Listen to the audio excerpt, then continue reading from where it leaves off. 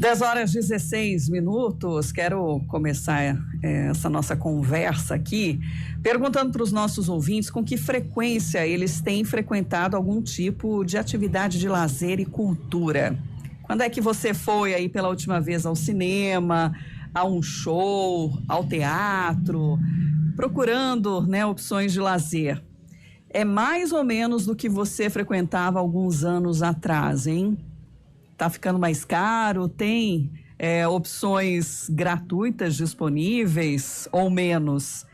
Pelo 5º ano consecutivo, a Fundação SEAD apresenta uma pesquisa de percepção da população sobre a oferta, qualidade e também o uso dos serviços de cultura. Exatamente para entender qual é essa percepção da população sobre a qualidade dos serviços culturais disponíveis, oferta e quanto esses serviços realmente são utilizados. E a gente convidou o pesquisador da Fundação SEAD, o Alexandre Loloyan, para essa conversa com a gente. Seja bem-vindo, Alexandre, bom dia. Bom dia. Quando a gente olha, né, para os cenários dentro dessa pesquisa, em que faz comparativos, inclusive regionais, o que dá para pontuar em relação aqui à nossa região de Campinas, né, nesses últimos anos? Tem sido mais positivos ou nem tanto para esses acessos à cultura? Tem muita variação, né? Porque o que a gente chama da região administrativa de Campinas inclui municípios como Campinas, com mais de 1 milhão de habitantes, e os municípios menores, né? Mais para o interior. E os serviços de cultura, e não só a qualidade, a frequência e a utilização pela população, a nossa pesquisa mostra que varia muito em função de algumas características. Por exemplo, o tamanho de município é uma variável importante, por exemplo, para cinema, para shows, né, para biblioteca, né? Então, isso é uma média, né, e tem que ser visto assim. O que a pesquisa tem mostrado já com esses 5 anos e com essa interessante marcação antes da pandemia e depois da pandemia, ela mostra bem que nós ainda estamos em muitos conjuntos de eventos culturais abaixo do que nós frequentávamos antes da pandemia, né? E um dado que eu fiquei chocado é que aumentou a proporção da população até antes da pandemia que não vai a nenhum show, né? Não vai a nenhum show. No estado é em torno de 25% da população que declarou que não frequentou nem cinema, nem teatro, nem museu, né, nem shows. Aumentou de 20% para 25%. 1/4 da população, você veja, não é pouca gente, né, declarou que não tem nenhuma frequência nos últimos 12 meses.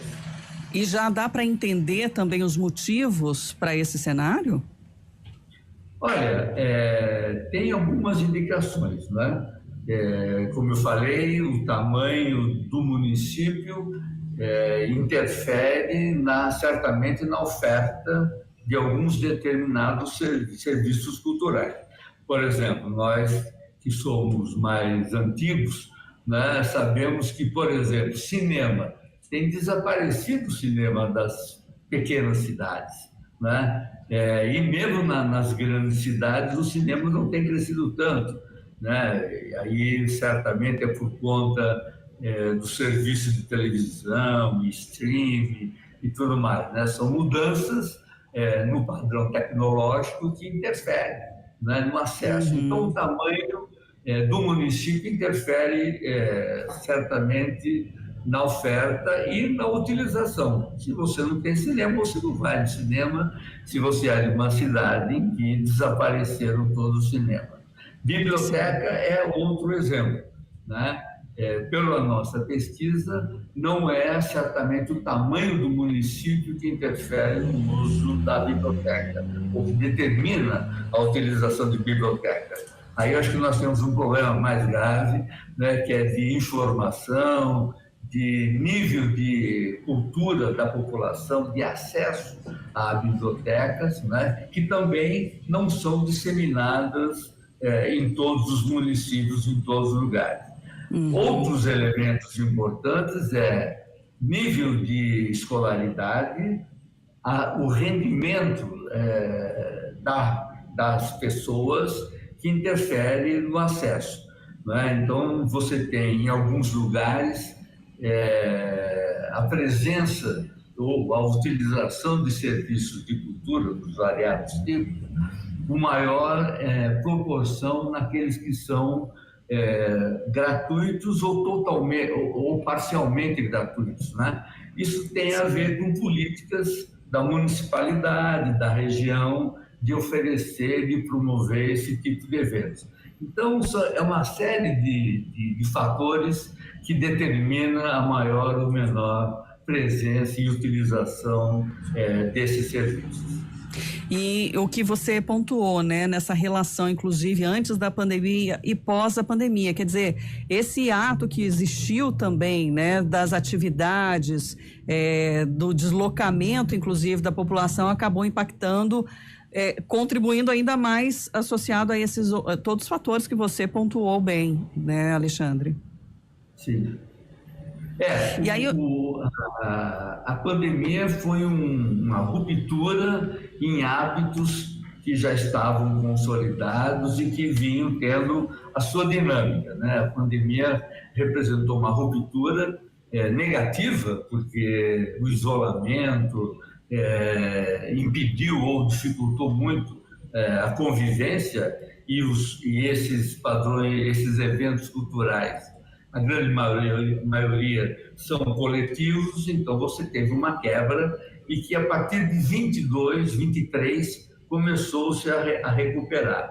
Como eu falei, alguns já se igualaram ao padrão anterior, né? Principalmente a coisa dos eventos de shows, de música, teatro, circo. Isso já recuperou o padrão lá de 19, 18, 19, mas outros, por exemplo, cinema ainda não. Né? Cinema ainda nós estamos com um nível de frequência mais baixo do que foi na pré-pandemia. Bibliotecas, museus também. Então, ainda não se recuperou sequer, né? Sequer o padrão pré-pandemia. Sem falar naquele fato que eu comentei no início, que nós tivemos um aumento da proporção da população que não frequenta nenhum, que não frequentou, que não participou de nenhum evento cultural na sua cidade ou região.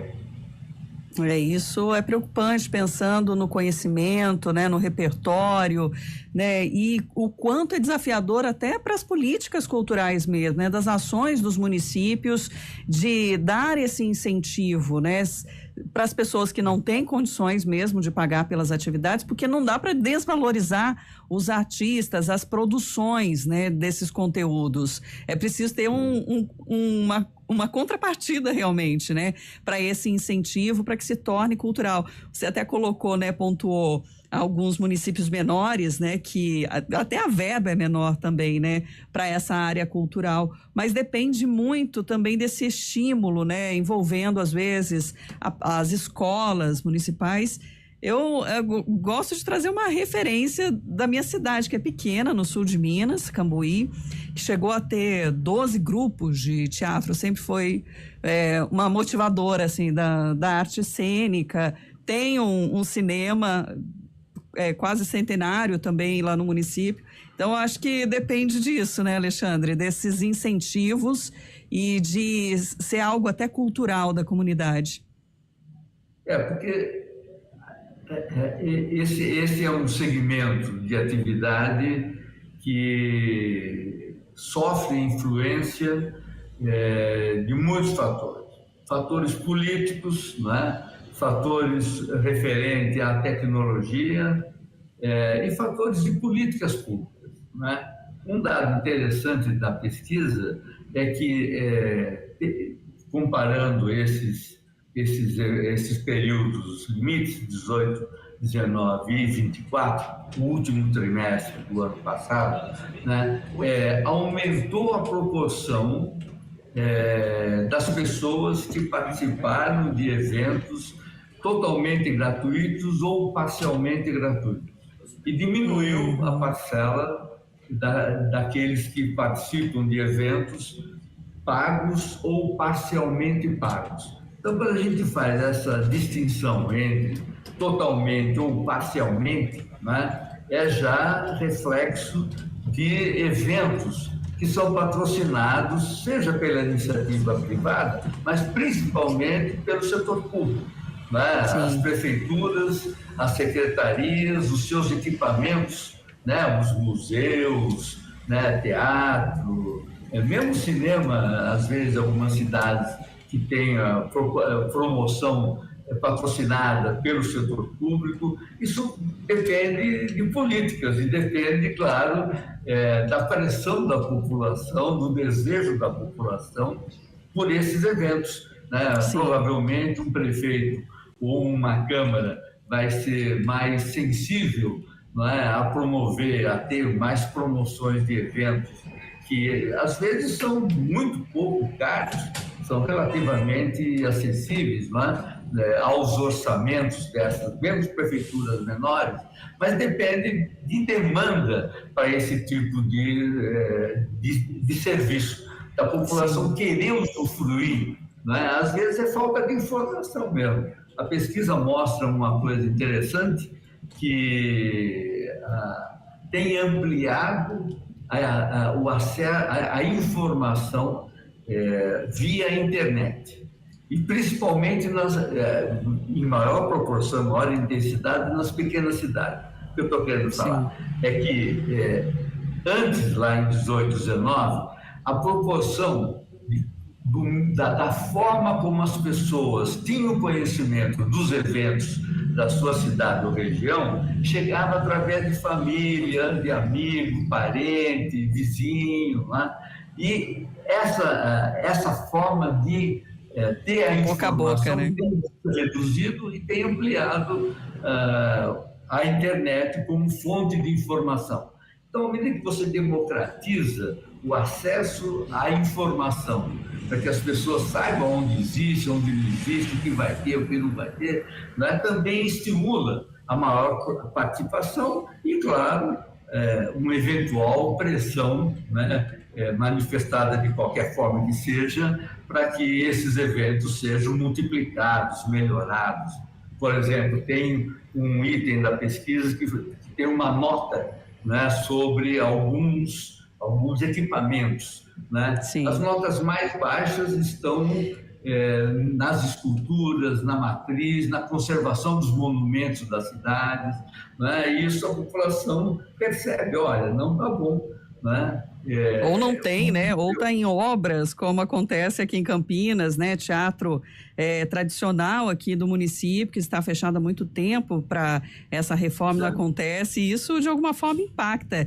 E até existe um detalhamento, né? Inclusive, dessa pesquisa que a gente vai disponibilizar no nosso site, no nosso portal, para os nossos ouvintes depois poderem acompanhar, mas realmente chama a atenção aqui, né? Da proporção da população que frequentou, de repente, algum curso, né, de música, dança, cerca de 23% só aqui na região de Campinas. Aí pessoas que, né, a proporção da população que gostaria de ter alguma atividade cultural na cidade, atingindo 91%. Então, assim, existe essa ânsia, né, esse desejo realmente de estar inserido nas atividades culturais. E um desafio realmente grande, e que esses dados possam realmente servir, Alexandre, né, de apoio para novas iniciativas.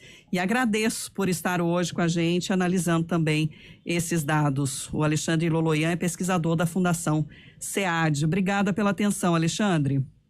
Nós que agradecemos e ficamos à disposição. Agora, 10h31. CBN Campinas.